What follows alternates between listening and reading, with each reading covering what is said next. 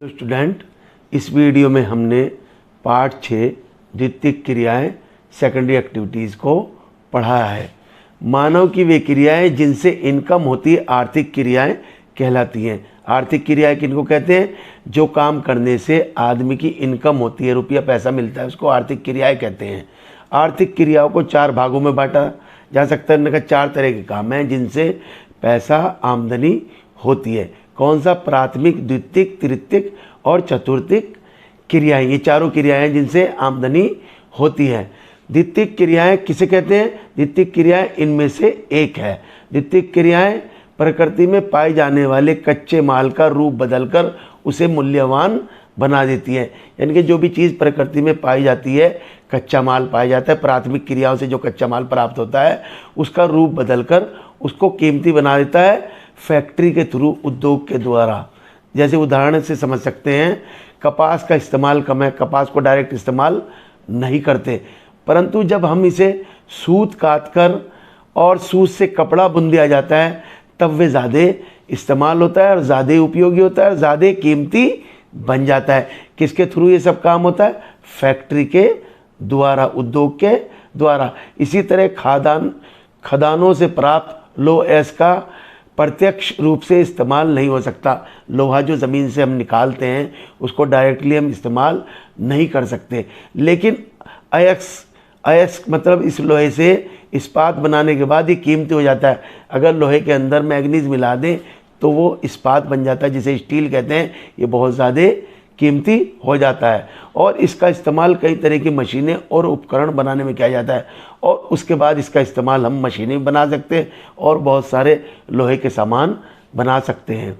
विनिर्माण, मैन्युफैक्चरिंग। विनिर्माण का मतलब क्या है? हाथ से बनाना। जो चीज़ें हाथ से बनाई जाती है वो विनिर्माण में आती है। इसके बावजूद इसके अंतर्गत मशीनों द्वारा बनाई गई सामग्री को भी शामिल किया जाता है। वो भी चीज़ें इसके अंदर आती हैं जिनको आप मशीनों से बनाते हैं, जिस सामान को मशीनों से बनाया जाता है। तो विनिर्माण का सामान्य मतलब मैन्युफैक्चरिंग, इसको इंग्लिश में कहते हैं। वस्तु का उत्पादन, किसी चीज़ का बनाना। इस्पात से जैसे मशीन बना लेते हैं, प्लास्टिक होते हैं उससे बहुत सारे खिलौने बनाए जाते हैं। कई तरह के कल पुर्जों के संगठन से वायुयान विनिर्माण के उदाहरण हैं। बहुत सारे पुर्जों को लगाकर वायुयान भी बनाया जाता है। ये सब के सब उदाहरण विनिर्माण और मैन्युफैक्चरिंग के उदाहरण हैं। वे समस्त क्रियाएं जिनके द्वारा प्राथमिक आर्थिक क्रियाओं से हासिल कच्चे पदार्थों को शारीरिक अथवा मशीन शक्ति द्वारा ज़्यादा उपयोगी रूप में बदल लिया जाता है। जितनी भी क्रियाएं, जो भी प्राथमिक क्रियाओं से कच्चा माल मिलता है, चाहे शारीरिक, चाहे हाथों से हो, चाहे मशीन द्वारा, उसका रूप बदल दिया जाता है और उसको रूप बदलने से वो ज़्यादा कीमती हो जाता है। उसे विनिर्माण उद्योग कहलाता है। उनमें से एक वस्तु का आकार बदलकर कोई दूसरी वस्तु बनाई जाती है। यानी कि जो वस्तु होती है उसका आकार मशीन के या हाथ के द्वारा बदल दिया जाता है। जैसे लोहे का रूप बदलकर यंत्र बनाना। लोहा जो ज़मीन से निकलता है उसका रूप बदलकर मशीन बना देते हैं। और भी निर्माण उद्योग ऐसा प्रक्रम, जैसे जिसको प्रोसेस कहते हैं, जिसके अंदर कच्चे माल को ज़्यादा कीमत की चीज़ों में बदल दिया जाता है। जो भी कच्चा माल होता है उसको उद्योग के द्वारा, फैक्ट्री के द्वारा ज़्यादा कीमती चीज़ों में बदल दिया जाता है। इसे विनिर्माण उद्योग कहते हैं। आधुनिक बड़े पैमाने पर होने वाले विनिर्माण की विशेषताएं क्या, उसकी क्वालिटी हैं? बड़े पैमाने पर जो विनिर्माण मैन्युफैक्चरिंग की जो होती हैं चीज़ें, उसकी क्या विशेषता है? सबसे पहले तो ये विशेषता है कि कौशल का विशिष्टीकरण।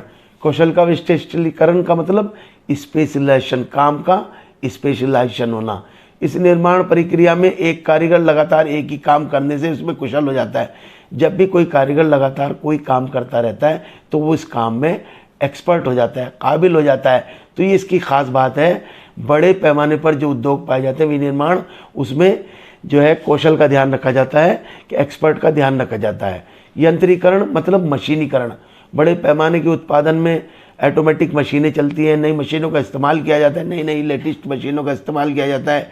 ये मशीनें कंप्यूटर प्रणाली से चलती है, यानी कि बड़ी मशीनें होती हैं, नई मशीनें होती हैं और ऑटोमेटिक मशीनें होती है और कंप्यूटर से इन मशीनों को चलाया जाता है। उसके बाद प्रौद्योगिकी के नवाचार, मतलब लेटेस्ट टेक्नोलॉजी का इस्तेमाल इसमें किया जाता है। बड़े पैमाने का उत्पादन नवीनतम प्रौद्योगिकी लेटेस्ट टेक्नोलॉजी से करते हैं। रिसर्च का भी इस्तेमाल होता है तथा क्वालिटी को आधार बनाकर किया जाता है। क्वालिटी का भी ध्यान रखा जाता है कि अच्छी क्वालिटी का सामान बने।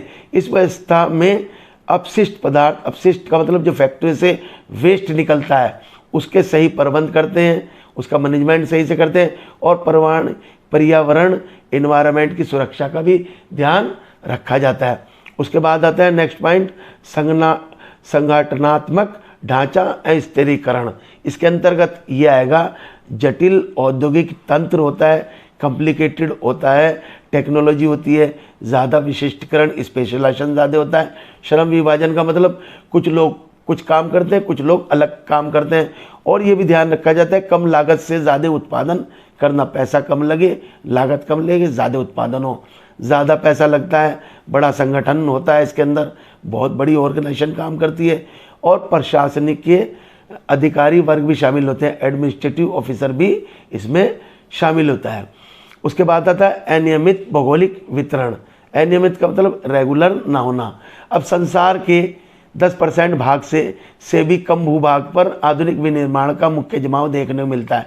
अगर पूरी दुनिया में देखें तो 10% से कम भाग पर भी बड़ी बड़ी फैक्ट्रियाँ पाई जाती है। ये फैक्ट्री या इंडस्ट्रियल एरिया होता है। विनिर्माण अक्षेत्र खेती की तुलना में बहुत छोटे अक्षेत्र पर मिलते हैं। ये अगर खेती की बात करें तो खेती बहुत बड़ी ज़मीन पर खेती होती है और ये जो पाई जाती है फैक्ट्रियाँ, ये बहुत कम अक्षेत्र पर पाई जाती हैं। लेकिन उत्पादन और रोज़गार में खेती से ज़्यादा रोज़गार भी मिलता है और उत्पादन भी अच्छा होता है इन फैक्ट्रियों से। ये क्षेत्र किसी भी देश के लिए सबसे ज़्यादा महत्वपूर्ण होते हैं और किसी भी देश की या आपके विकसित देश जितने भी हैं उनके अंदर सबसे ज़्यादा फैक्ट्रियाँ पाई जाती है और किसी भी देश के तरक्की के लिए सबसे ज़्यादा यही फैक्ट्रियाँ ज़रूरी है। अब उद्योगों की स्थिति को प्रभावित करने वाले कौन से फैक्टर ऐसे हैं जो उद्योगों को लगाते टाइम देखना चाहिए? कौन से फैक्टर प्रभावित करते हैं कि उद्योग कहाँ लगना चाहिए? तो सबसे पहले बाजार तक अभिगम्यता। अभिगम्यता मतलब पहुँच, बाजार तक के फैक्ट्री की पहुँच होना चाहिए। उद्योगों की स्थापना का आधार, उद्योग को स्थापित करने के लिए सबसे पहले आधार जो है उनके द्वारा उत्पादित माल को बेचने वाले बाज़ारों की निकटता होता है। इस चीज़ को ध्यान में रखा जाता है कि जो माल बना के तैयार किया गया उसको बेचने के लिए बाज़ार चाहिए और वो बाज़ार नज़दीक होना चाहिए। उसी एरिया में फैक्ट्री को इस्टेब्लिश करना चाहिए जहां आपका सामान, ये बाज़ार नज़दीक हो। जिन क्षेत्रों में किसी उद्योग विशेष की वस्तु की खपत ज़्यादा होती है, अब जहां भी जिस चीज़ की खपत ज़्यादा होती है उसी एरिया में उस फैक्ट्री को लगाया जाता है, वहाँ से वे उद्योग शुरू हो जाते हैं। ऐसा करने से तैयार माल को बाज़ार तक पहुँचने का खर्च कम हो जाता है। अब जब फैक्ट्री वहीं लग जाएगी तो बाज़ार में जो सामान भेजा जाता है तो ट्रांसपोर्टेशन चार्ज बहुत कम हो जाएगा, इससे उसका खर्चा कम हो जाएगा और आपका सस्ता पड़ेगा। उसके बाद आता है आपका कच्चे माल की प्राप्ति, मतलब कच्चा माल भी नज़दीक ही हो तो बहुत अच्छा है। उद्योगों में बहुत बड़ी मात्रा में कच्चे माल की ज़रूरत होती है। जो भी फैक्ट्री होती है उसका कच्चे माल की ज़रूरत होती है क्योंकि कच्चे माल से ही पक्का माल तैयार होता है। यदि कच्चा माल दूर से मंगाया जाएगा तो ट्रांसपोर्टेशन का बहुत ज़्यादा खर्चा होगा, आने जाने में किराया लगेगा। अब जिन क्षेत्रों में भारी कच्चे माल की प्राप्ति तक पहुंच होती है उनमें विनिर्माण उद्योग लगाए जाते हैं और जो भारी कच्चे माल हैं उनके तो फैक्ट्री पास में ही लगाई जाती है। अगर वो दूर में लगाई जाएगी तो ट्रांसपोर्टेशन में चार्ज या खर्चा बहुत ज़्यादा हो जाएगा। अब जैसे चीनी के कारखाने हैं, गन्ने के पास लगाए जाते हैं, सीमेंट की फैक्ट्रियाँ है, ये कागज़ उद्योग हैं, ये सब आपका कच्चे माल के पास ही लगाए जाते हैं। उसके बाद आता है श्रम आपूर्ति तथा अभिगम्यता, पहुँच, लेबर की बात कर रहे हैं। उद्योगों के स्थानीयकरण में मानव श्रम की सस्ती और आसान उपलब्धता एक महत्वपूर्ण कारक होता है। लेबर आसान होनी चाहिए, सस्ती होनी चाहिए, ये बहुत इंपॉर्टेंट है। बड़ा मशीनी युग आ गया हो, मशीनों का इस्तेमाल बढ़ गया हो, मगर अभी भी लेबर की ज़रूरत पड़ती है। लेबर जितना कुशल होगा, जितना एक्सपर्ट होगा, जितना ट्रेंड होगा, सस्ता होगा, उद्योगों की स्थापना का द्वार भी उतनी तेज़ी से खुलेगा, फैक्ट्री भी उतनी तेज़ी से इस्टेब्लिश होगी और फैक्ट्री वालों को फ़ायदा होगा। तो जिन क्षेत्रों में लेबर सस्ती और अच्छी और कुशल और ट्रेंड मिलते हैं, फैक्ट्री वहाँ लगाई जाती है। शक्ति के साधनों की अभिगम्यता पहुँच।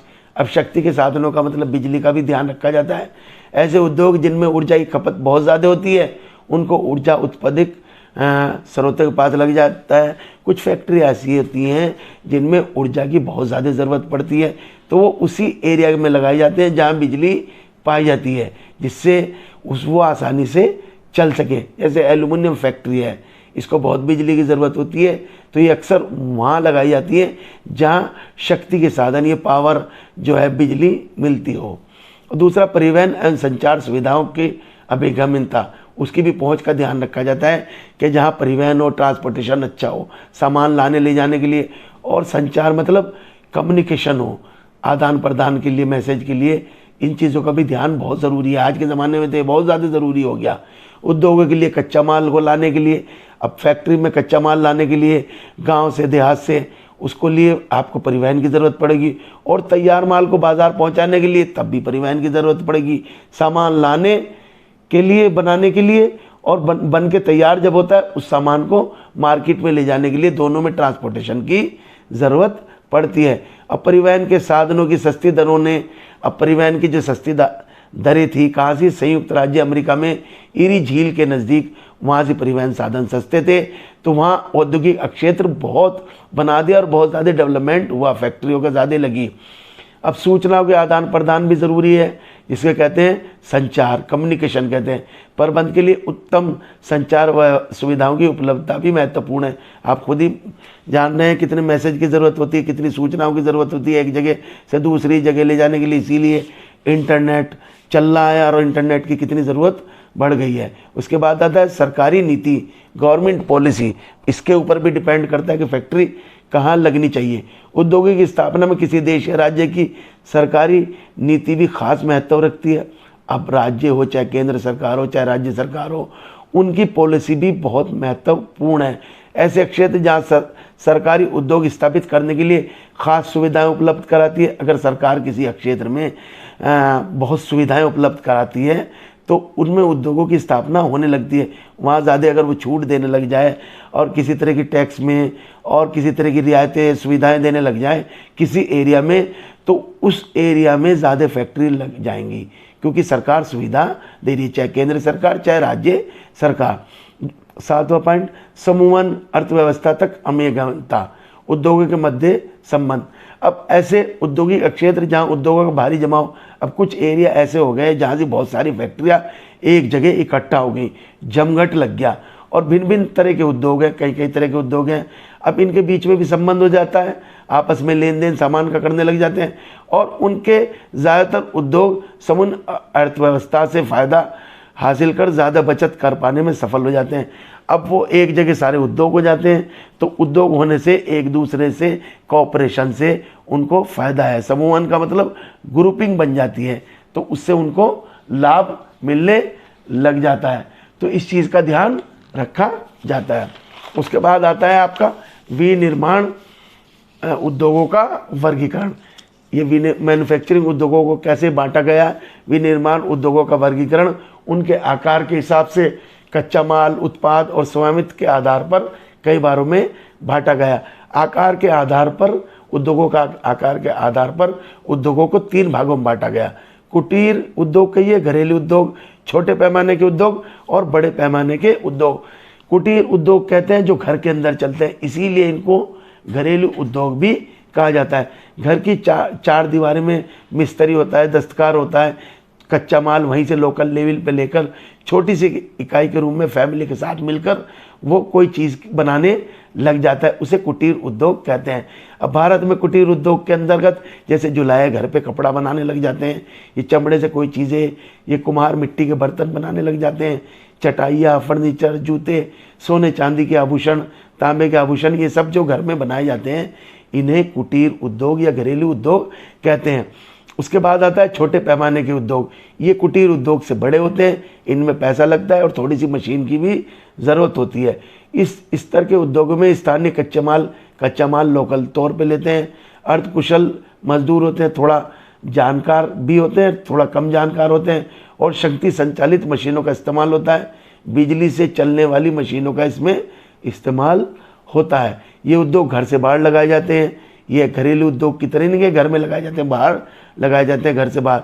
ये उद्योग मशीनों का कम इस्तेमाल करने की वजह से ज़्यादा लोगों को रोज़गार देते हैं। बहुत ज़्यादा मशीनों का भी इस्तेमाल नहीं होता, थोड़ी बहुत मशीन का इस्तेमाल होता है। इस वजह से इन उद्योगों में ज़्यादा रोज़गार होता है। भारत जैसे उद्योगों के लिए ये बहुत इम्पोर्टेंट है। अब बड़े पैमाने के उद्योग उसके बाद आता है। अब जिन बड़े उद्योग इकाइयों में ज़्यादा पैसा लगता है, ज़्यादा ट्रेंड लेबर होती है, बड़ी फैक्ट्रियाँ होती हैं, ज़्यादा बिजली की ज़रूरत होती है, नई मशीन, परिवहन, ट्रांसपोर्ट, संचार, बाज़ार, कई तरह कच्चे माल के इस्तेमाल से व्यापार के स्तर पर उत्पादन किया जाता है। इनमें उत्पादन जो किया जाता है ज़्यादातर बहुत ही प्रोफेशनल तौर पे किया जाता है। पैसा भी ज़्यादा लगता है, फैक्ट्री बड़ी होती है, बहुत ज़्यादा जगह घेरती है, बहुत ज़्यादा लोग काम करते हैं और बहुत ज़्यादा बिजली की ज़रूरत होती है।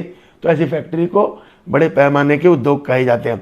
अब कच्चे माल के आधार पर कृषि आधारित उद्योग, खनिज आधारित उद्योग, रसायन आधारित उद्योग, वनों पर आधारित उद्योग, पशु आधारित उद्योग, इतने उद्योग पाए जाते हैं। तो कृषि आधारित उद्योग किसे कहते हैं?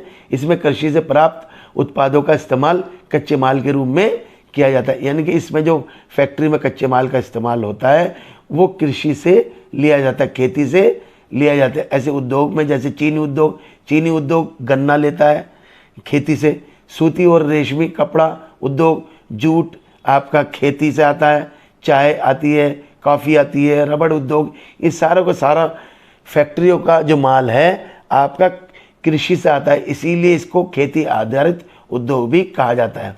उसके बाद आता है आपका खनिज आधारित उद्योग। इन उद्योगों में कच्चे माल के रूप में खनिजों का इस्तेमाल, खनिज का मतलब सोना, चांदी, तांबा, तेल, कोयला, गैस, ये सब खनिज होते हैं, इनका इस्तेमाल करते हैं। जो उद्योग खनिज पर आधारित होते हैं उन्हें खनिज पर रहते हैं। खनिज मिलेगा तो ये उद्योग होंगे, खनिज नहीं मिलेगा तो ये उद्योग काम ही नहीं करेंगे। जैसे लोहा इस्पात, एल्यूमिनियम, तांबा उद्योग, सीमेंट उद्योग, चीनी मिट्टी और कांच के बर्तन के उद्योग, ये सब के सब खनिज पर आधारित होते हैं। खनिज नहीं मिलेगा तो ये उद्योग काम नहीं करेंगे। उसके बाद आता है आपका रसायन आधारित उद्योग। इस वर्ग के उद्योग कच्चे माल के रूप में प्राकृतिक रूप से पाए जाने वाले रासायनिक खनिजों का इस्तेमाल करते हैं। कुछ खनिज ऐसे होते हैं जो प्रकृति में, नेचर में पाए जाते हैं, उनका इस्तेमाल किया जाता है। जैसे आपका तेल पाया जाता है, पेट्रो रसायन उद्योग उसी में पे डिपेंड है। नमक पाया जाता है, वो नमक उद्योग हो गया। गंधक उद्योग, पोटाश उद्योग, प्लास्टिक उद्योग, कृत्रिम रेशे उद्योग, ये सारे के सारे उद्योग रसायन और केमिकल का भी इस्तेमाल होता है। प्रकृति रूप में जो रसायन खनिजों पाए जाते हैं उनका इस्तेमाल होता है। उसके बाद है वनों पर आधारित उद्योग।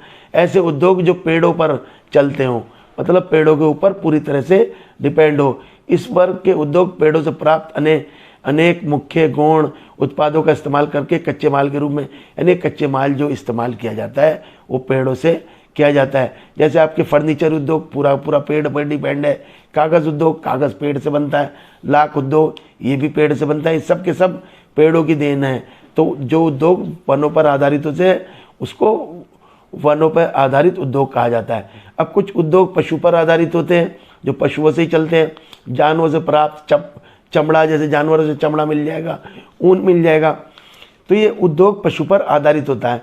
तो इनका इस्तेमाल कच्चे माल के रूप में किया जाता है। जैसे चमड़ा उद्योग, ऊनी उद्योग, ये सब के सब, कपड़ा उद्योग, ये सब के सब पशु पर आधारित हैं। पशु होंगे तो ये उद्योग होंगे। अब उत्पाद के आधार पर उद्योग दो भागों में बांटा गया, आधारभूत उद्योग और गैर आधारभूत उद्योग। आधारभूत उद्योग कौन से होते हैं? वे उद्योग जिनके उत्पाद को दूसरी चीज़ें बनाने के लिए कच्चे माल के रूप में इस्तेमाल किया जाता है। एक फैक्ट्री इस तरह की भी होती है जिनका उत्पाद जो तैयार होता है वो फिनिश माल होता है, मगर दूसरी फैक्ट्रियों के तौर पे कच्चे माल के तौर पर इस्तेमाल होता है। उन्हें आधारभूत उद्योग कहते हैं। जैसे लोहा इस्पात उद्योग। अब लोहा इस्पात उद्योग में ज़मीन से जो लोहा निकाला जाता है उसको साफ़ करके लोहा तैयार किया जाता है। अब लोहा दूसरी फैक्ट्रियों के तौर पर, दूसरी फैक्ट्री में कच्चा माल के तौर पर मशीनें बनाने का काम आता है। तो लोहा इस्पात उद्योग वही उद्योग है जो आधारभूत उद्योग है। इस उद्योग के उत्पादों का इस्तेमाल, लोहा इस्पात उद्योगों के उत्पादों का इस्तेमाल दूसरे उद्योग में कच्चे माल के रूप में मशीन बनाने के लिए लोहे का इस्तेमाल किया जाता है। तो लोहा इस्पात उद्योग का जो फिनिश प्रोडक्ट है वो दूसरी कंपनियों के लिए वो कच्चा माल के तौर पर काम करता है। अब गैर आधारभूत उद्योग, उपभोक्ता वस्तु उद्योग, इन उद्योगों में बने उत्पाद को सीधे इस्तेमाल के लिए इस्तेमाल किया जाता है। मतलब इन फैक्ट्रियों से जो माल तैयार होता है उसको डायरेक्ट इस्तेमाल करते हैं, जैसे आपका ब्रेड, बिस्किट, चाय, साबुन, टूथपेस्ट, कागज़, टीवी, ये सब जो बनाया जाता है इसको तुरंत इस्तेमाल होता है। तो ये गैर आधारभूत उद्योग होता है। स्वामित्व मालिकाना ओनरशिप के आधार पर उद्योगों को 3 भागों में बांट सकते हैं: सार्वजनिक, निजी क्षेत्र, संयुक्त क्षेत्र। सार्वजनिक किसे कहते हैं? जब उद्योगों का स्वामित्व प्रबंध केंद्र या राज्य सरकार के हाथ में, जब मालिक या तो केंद्र सरकार हो या राज्य सरकार हो, उन्हें सार्वजनिक क्षेत्र कहते हैं, जिसे सरकारी बोलते हैं। सरकारी फैक्ट्री, सरकारी स्कूल, सरकारी अस्पताल, ये सभी सार्वजनिक क्षेत्र में कहलाएंगे। अब समाजवादी देशों में अनेक उद्योग इसी वर्ग से, कुछ देश समाजवादी हैं, कुछ देश पूंजीवादी हैं। तो समाजवादी देशों में सारी चीज़ें सरकार की हैं, तो ये सार्वजनिक क्षेत्र सरकारी होते हैं। निजी क्षेत्र प्राइवेट होते हैं। जब एक आदमी या कुछ आदमी मिलकर किसी चीज़ को बनाते हैं, स्वामित्व और देखभाल उसकी करते हैं, तो उसे निजी क्षेत्र कहते हैं। जैसे private school, private hospital, private चीज़ों, जो भी प्राइवेटाइजेशन चल रहा है उसको निजी क्षेत्र कहते हैं। निजी मतलब मेरी अपनी। पूंजीवादी देशों में ज़्यादातर उद्योग इसी वर्ग से जुड़े हैं। कुछ पूंजीवादी देश है जिनके अंदर जो है सब का सब जो है हर चीज़ प्राइवेट है, तो उसको निजी क्षेत्र कहते हैं। निजी मतलब प्राइवेट। संयुक्त क्षेत्र, अब संयुक्त का मतलब दोनों का मिला जुला। जिन उद्योगों को सरकार एवं निजी लोग मिलकर चलाते हैं, मतलब प्राइवेट लोग भी चलाते हैं और प्राइवेट और सरकारी दोनों मिलकर जिस चीज़ को चलाते हैं उनको संयुक्त क्षेत्र के उद्योग कहते हैं। ना तो वो प्राइवेट है ना वो सरकारी, दोनों का उसमें। बड़े पैमाने वाले उद्योग, परंपरागत मतलब ऐसे उद्योग जो पुराने होते हैं, और बड़े पैमाने मतलब बहुत बड़ी बड़ी फैक्ट्रियाँ। औद्योगिक प्रदेश मतलब जहाँ बहुत सारी फैक्ट्रियाँ एक साथ पाए जाते हैं। बड़े पैमाने के भारी उद्योग वह कहलाते हैं, उनको कहते हैं जिनमें कोयले की खानों के नज़दीक, कोयले की खानों के जो नज़दीक उद्योग पाए जाते हैं उनको ही बड़े पैमाने के उद्योग होते हैं। धातु पिघलाने वाले उद्योग आते हैं, भारी इंजीनियरिंग उद्योग, रसायन निर्माण, कपड़ा उद्योग, ये सब पुराने उद्योग हैं। वे जगह जहाँ ये उद्योग समूह में स्थापित होते हैं, ग्रुप में पाए जाते हैं, उन्हें औद्योगिक प्रदेश होता है। बहुत सारी फैक्ट्रियाँ एक साथ पाई जाती है तो उन्हें औद्योगिक प्रदेश कहलाते हैं।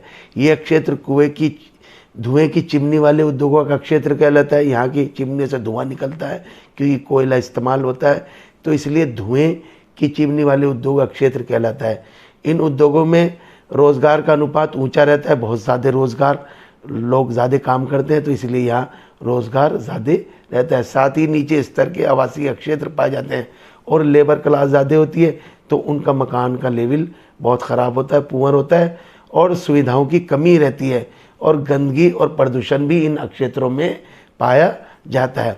ऐसा ही एक एरिया है जर्मनी का रूवर कोयला औद्योगिक क्षेत्र, जहाँ कोयला पाया जाता है। रूवर क्षेत्र जर्मनी का है, वो औद्योगिक प्रदेश है, वहाँ बहुत सारी फैक्ट्रियाँ लगी हुई थी एक ज़माने में। जो जर्मनी का रूवर क्षेत्र यूरोपीय महाद्वीप का एक खास औद्योगिक क्षेत्र है। यूरोप महाद्वीप में सबसे बड़ा क्षेत्र है, औद्योगिक क्षेत्र है, क्योंकि यहाँ कोयला, लोहा, इस्पात, इसकी अर्थव्यवस्था का मुख्य आधार रहा है। जर्मनी के जितने भी इस्पात के कारखाने 80% इसी क्षेत्र में पाया जाता है, यहीं से इस्पात ज़्यादातर जर्मनी को मिलता है। वर्तमान में यहाँ लोहा इस्पात के उद्योग गिरावट होगी और बंद हो गए, बहुत सारी फैक्ट्रियाँ यहाँ बंद हो चुकी। वर्तमान में यहाँ इस क्षेत्र में क्या हो गया, बड़े बड़े बाज़ार खुल गए हैं, जिसे यहाँ नवीन रूहर विकसित हो रहा है, डेवलप हो रहा है नया रूहर, क्योंकि बड़े बड़े बाज़ार यहाँ बन गए हैं। लोहा इस्पात उद्योग मतलब आयरन एंड स्टील उद्योग, किसी भी देश की जान होता है ये लोहा इस्पात उद्योग, तो क्योंकि मशीनों का निर्माण लोहा इस्पात उद्योग पर जितनी मशीनें बनती हैं देश में वो सभी लोहे से बनती है। ये बहुत इम्पोर्टेंट उद्योग है। मानव के जितने भी ज़्यादातर काम होते हैं लोहा इस्पात से ही चलते हैं, आयरन एंड स्टील की फैक्ट्री पर ही डिपेंड रहते हैं। ये उद्योग अन्य उद्योगों को कच्चा माल, क्योंकि इस फैक्ट्री से दूसरे उद्योग को कच्चा माल मिलता है, क्योंकि इसमें लोहा तैयार होता है और लोहा से दूसरे उद्योग ले जाकर मशीनें बनाते हैं। तो लोहा इस्पात उद्योग को लोकेट करने के लिए इन चीज़ों की ज़रूरत पड़ती है। अगर लोहा इस्पात कारखाना लगाना है तो इन सब चीज़ों की ज़रूरत पड़ेगी। नंबर 1 तो कच्चा माल। इस उद्योग के लिए कच्चे लोहे की ज़रूरत होती है, वो होना चाहिए सबसे पहले।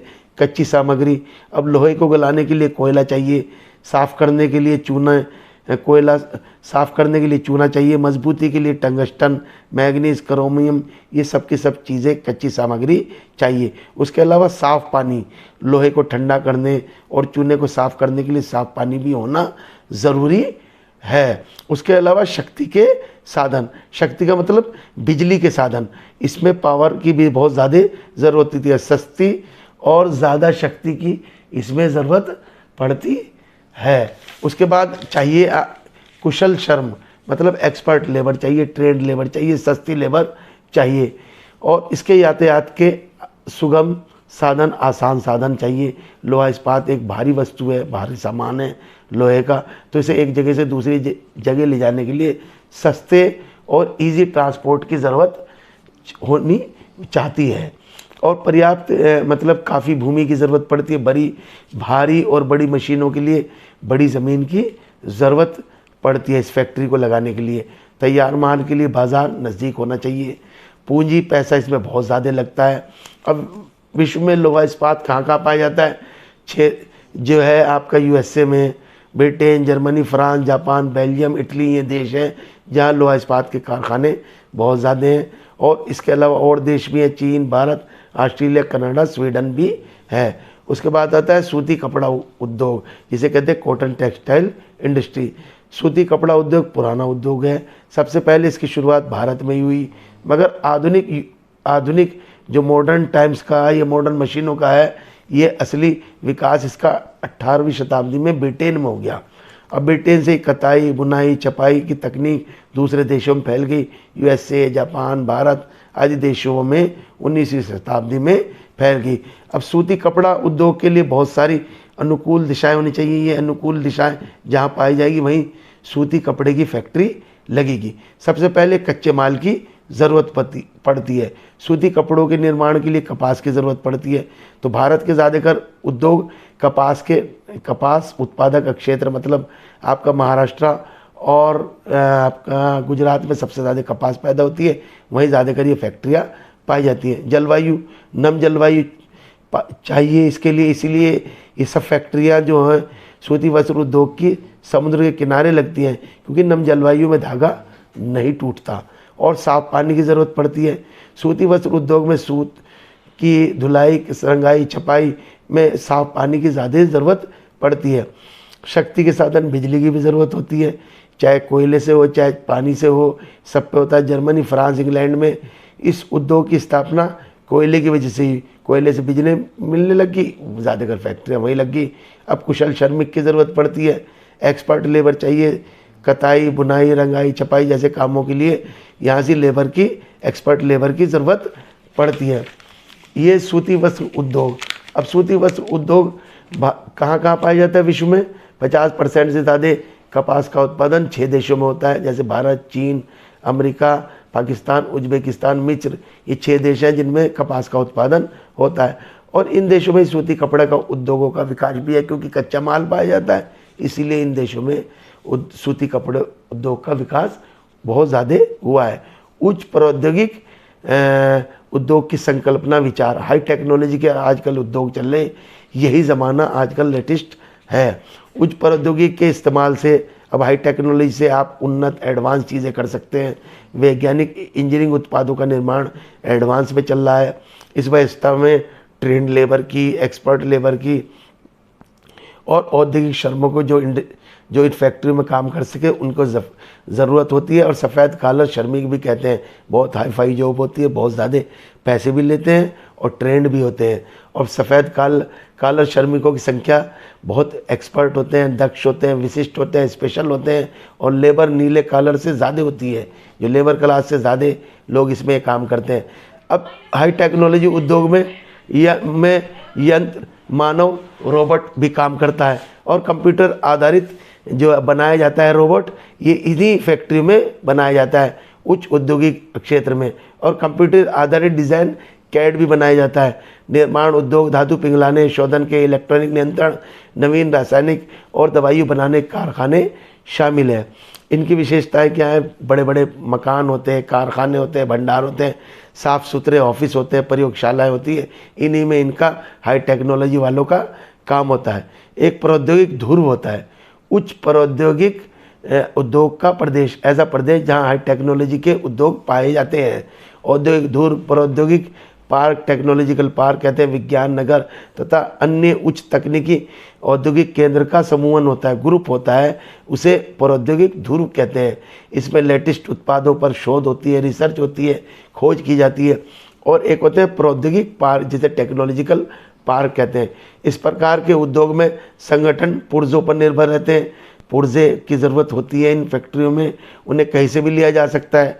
और इन श्रेणी के उद्योग में उत्पादन कम होता है और इसमें श्रमिकों की ज़रूरत कम होती है, लेबर ज़्यादा कम काम करते हैं और प्रदूषण भी नहीं होता इन फैक्ट्रियों से। इस प्रकार के उद्योगों की स्थापना में सड़कों का ध्यान रखा जाता है। और लंदन और टोक्यो में प्रौद्योगिक पार्क बहुत सारे बन गए और भारत में भी बन रहे हैं। इन उद्योगों में नए क्षेत्रों से कच्चा माल, संचार तकनीक उपलब्ध होती है। अब सिलिकॉन घाटी का नाम आपने सुना होगा। उत्तरी अमेरिका के कैलिफोर्निया में सैन फ्रांसिस्को के नज़दीक सिलिकॉन घाटी विकसित हो गई है। तो भारत में भी बेंगलोर को सिलिकॉन घाटी के रूप में विकसित किया जा रहा है, हैदराबाद में भी किया जा रहा है। ये बहुत मशहूर है वो हाई टेक्नोलॉजी उद्योग के लिए। लोहा, इस्पात, कपड़ा उद्योग, पेट्रो रसायन उद्योग, इलेक्ट्रॉनिक उद्योग, ये उच्च प्रौद्योगिक उद्योग के बल पर फूल रहे हैं। हाई टेक्नोलॉजी के ऊपर ये सब उद्योग चल रहे हैं।